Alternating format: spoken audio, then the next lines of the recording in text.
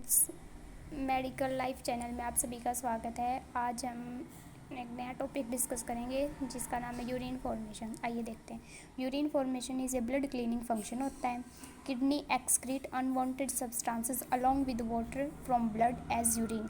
जो हमारी किडनी है, हमारी ब्लड है, जो हमारी किडनी के अंदर फिल्टर होता है और उसी का जो एक वेस्ट प्रोडक्ट होता है यूरिन, जो कि हमारी बॉडी से आउट हो जाता है। नॉर्मल यूरिन आउटपुट है 1 litre per day to 1.5 litre day, यानी कि 1 से 1.5 लीटर पर डे का हमारा नॉर्मल यूरिन आउटपुट होता है।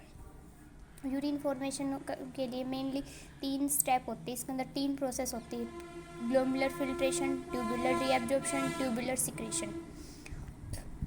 अब ये एक इम्पोर्टेंट थिंग देखते हैं। Glomerulus part is responsible for filtration. जो हमारा नेफ्रॉन होता है उसका जो ग्लोमेरुलस पार्ट होता है वो रिस्पॉन्सिबल होता है फिल्ट्रेशन के लिए, लेकिन जो हमारा ट्यूबुलर पार्ट होता है नेफ्रॉन का वो रिस्पॉन्सिबल होता है रीएब्जॉर्प्शन एंड सिक्रेशन के लिए। ट्यूबुलर पार्ट में रीएब्जॉर्प्शन होगा, सिक्रेशन होगी, और जो ग्लोमेरुलर पार्ट होगा उसके अंदर हमारा फिल्ट्रेशन होगा। और ये देखते हैं सबसे पहले ग्लोमेरुलर फिल्ट्रेशन क्या होता है। एक प्रोसेस होती है जिसके द्वारा ब्लड फिल्टर होता है passing through the glomerular capillaries bye filtration membrane, यानी कि इसके अंदर सबसे मेन काम होता है ब्लड का filtration. It is the first process of urine formation. पहला प्रोसेस है यूरिन फॉर्मेशन का। Structure of filtration membrane is well suited for filtration. जो फिल्ट्रेशन मेम्ब्रेन होती है उसका स्ट्रक्चर ऐसा ही बना हुआ है कि वहाँ से ब्लड ईजिली फिल्टर हो जाएगा। फिल्ट्रेशन मेम्ब्रेन 3 लेयर से बनी होती है: glomerular capillary membrane, basement membrane, visceral layer of Bowman capsule. अब क्या प्रोसेस कैसे होता है ये देखते हैं कि जो हमारा ग्लोमुलर फिल्ट्रेशन होता है क्या होता है। जब blood passes through glomerular capillaries के द्वारा plasma is filtered into Bowman capsule. जब ग्लोमुलर की कैपिलरी के द्वारा हमारा ब्लड पास होता है तो प्लाज्मा फिल्टर हो जाता है बाउमन कैप्सूल के अंदर। सभी प्लाज्मा, जितने ब्लड की प्लाज्मा होता है उसके अंदर से सारे सब्सटेंसेस जो भी होते हैं सारे फिल्टर हो जाते हैं, लेकिन एक्सेप्ट हमारी प्लाज्मा प्रोटीन होती है वो फिल्ट्रेट नहीं होती। The filtered fluid is called glomerular filtration. जो फ्लूइड फिल्टर्ड होता है उसको हम ग्लोमुलर फिल्ट्रेशन कहते हैं। अब इसको हम अल्ट्रा फिल्ट्रेशन भी कहते हैं। अल्ट्रा फिल्ट्रेशन क्यों कहते हैं? अल्ट्रा फिल्ट्रेशन इसलिए कहते हैं कि जो इवन जो माइंड पार्टिकल्स होते हैं उनको भी फिल्टर कर देता है। But plasma protein is not filtered due to their large molecular size. लेकिन प्लाज्मा प्रोटीन होती है वो फिल्टर नहीं होती। वो फिल्टर क्यों नहीं होती? क्योंकि उनका जो मोलिकुलर साइज है वो बहुत ज़्यादा बड़ा है। अब देखते हैं ग्लोमुलर फिल्ट्रेशन रेट क्या होता है। It is defined as a total quantity of filtration formed in all nephron of both kidney in given unit of time. यानी कि जैसे हम कोई भी 1 मिनट ले लें या 1 घंटा ले लें, उसके अंदर से जो दोनों किडनी की हैं उनके सारे नेफ्रॉन कितना ब्लड फिल्टर कर रहे हैं उस चीज़ को हम ग्लोमुलर फिल्ट्रेशन रेट कहते हैं। वो 1 मिनट भी कंसीडर कर सकते हैं, 1 आवर भी कंसीडर कर सकते हैं। नॉर्मल होता है 125 ml पर मिनट और 180 लीटर पर डे। अगर हम पर मिनट का देखें तो 125 ml होता है, अगर हम पर डे का देखते हैं तो 180 लीटर होएगा। अब आता है हमारा फिल्ट्रेशन फ्रैक्शन। फिल्ट्रेशन फ्रैक्शन क्या होता है?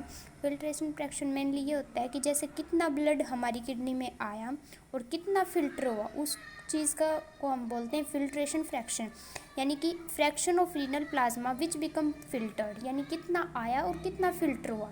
तो इसका हम फॉर्मूला देखते हैं। GFR बाय में रीनल प्लाज्मा फ्लो इनटू में 100।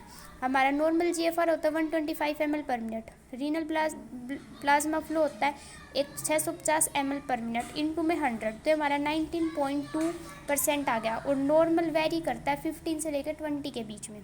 अब हम देखते हैं कि जो फैक्टर जो रेगुलेट करते हैं GFR को, सबसे पहले renal blood flow. Renal blood flow यानी कि ये इसके डायरेक्टली प्रोपोर्शनल होता है, यानी कि जितना ब्लड आएगा उतना ही फिल्टर होगा। अगर ब्लड कम आता है तो GFR कम होएगा, अगर ब्लड ज़्यादा आता है तो हमारा GFR भी ज़्यादा होएगा। नेक्स्ट है tubular feedback mechanism. Tubular feedback mechanism को हम समझते हैं क्या होता है। जो इसके अंदर ये रेगुलेट करता है GFR को through renal tubules and macula densa, यानी कि जैसे देखते हैं हम macula densa act like a sensor detect the concentration of फेंसिल tubular fluid accordingly alter glomerular blood flow and GFR। इसको नॉर्मल भाषा में बोलें, जैसे हमारी किडनी के अंदर जब ब्लड फ्लो ज़्यादा होता है या कम होता है तो हमारी किडनी उसको डिटेक्ट करती है। उसके अंदर जैसे हमें जक्स्ट्रा ग्लोमुलर अपरेटस के अंदर हमने मैक्यूला डेंसा सेल के बारे में पढ़ा था, वो सेल इस चीज़ को डिटेक्ट करती है। अगर फ्लो ज़्यादा हो रहा है तो भी करेगी, अगर ब्लड ज़्यादा आ रहा है तो भी उस चीज़ को डिटेक्ट करती है, अगर कम आ रहा है तो भी उसको करेगी। अगर ज़्यादा आ रहा है अगर ब्लड ज़्यादा होगा तो GFR ज़्यादा होगा तो NaCl की कंसनट्रेशन भी ज़्यादा होगी ट्यूबुलर, उससे वो डिटेक्ट होएगी, उससे मैक्यूला डेंसा क्या करेगी, इसको हम साइकिल के रूप में समझते हैं। इंक्रीज GFR इंक्रीज हुआ, increase in NaCl renal tubule के अंदर हमारे NaCl की कंसनट्रेशन है वो भी इंक्रीज होगी, जिससे मैक्यूला डेंसा सेल वो एक्टिवेट होगी। उन्होंने डिटेक्ट कर लिया कि भी NaCl है, उसकी कंसनट्रेशन ज़्यादा हो चुकी है, वो एक सीक्रेट करती एडिनोसाइन सीक्रेट करती, जो कि क्या कोज करता है, कंसंट्रेशन ऑफ एफेरेंट आर्टल। वो जो हमारे एफेरेंट आर्टल उनकी कंसंट्रेशन करा देगा। अगर उनकी कंसंट्रेशन होगी तो हमारा जो ग्लोमेरुलर ब्लड फ्लो है वो भी इंक्रीज़ हो जाएगा, और वो इंक्रीज़ हुआ तो हमारा GFR भी इंक्रीज़ हो जाएगा।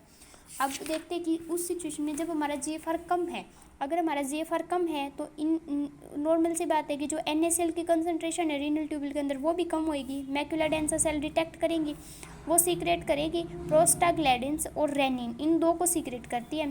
फर्स्ट, डायलेशन ऑफ एफेरेंट आर्टल, सबसे पहले तो डायलेशन करा देगी। अगर डायलेशन कराएगी उसकी तो ब्लड ज़्यादा आएगा तो नॉर्मल सी बात है GFR भी बढ़ेगा। सेकंड करेगी form angiotensin second which cause constriction of efferent arteriole. दूसरा क्या करती है, एंजियोटेंसिन सेकंड जो हमारी इफरेंट आर्टियोल है उनके ऊपर एक्ट करता है और उनकी कंस्ट्रक्शन करवाता है। Finally dilation of afferent arteriole plus construction of efferent lead to increase in glomerular blood flow, यानी कि ये दो काम करते हैं। जब हमारा GFR डिक्रीज़ होता है, कम होता है, तो NaCl की कंसंट्रेशन भी कम होगी। मैक्यूला डेंसा सेल उसको सेंस करेंगी, वो सीक्रेट करेगी प्रोस्टाग्लैंडिन्स और रेनिन, इन दो को सीक्रेट करेगी।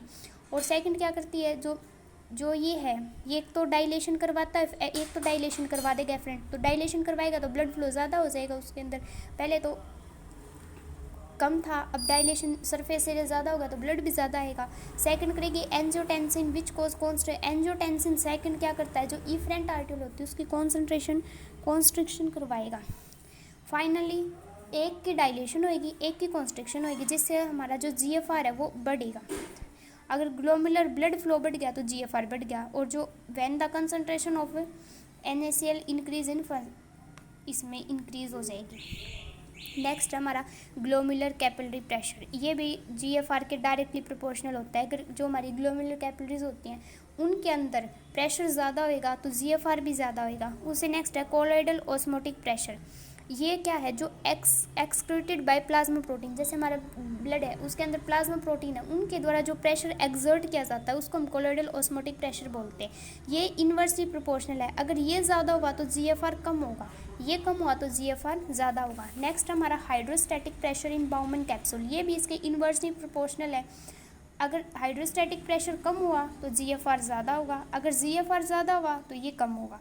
नेक्स्ट है कॉन्स्ट्रिक्शन ऑफ एफरेंट आर्टियोल, अगर हम एफरेंट आर्टियोल की कॉन्स्ट्रिक्शन करवाते हैं तो ब्लड फ्लो भी कम होगा तो GFR डिक्रीज होगा।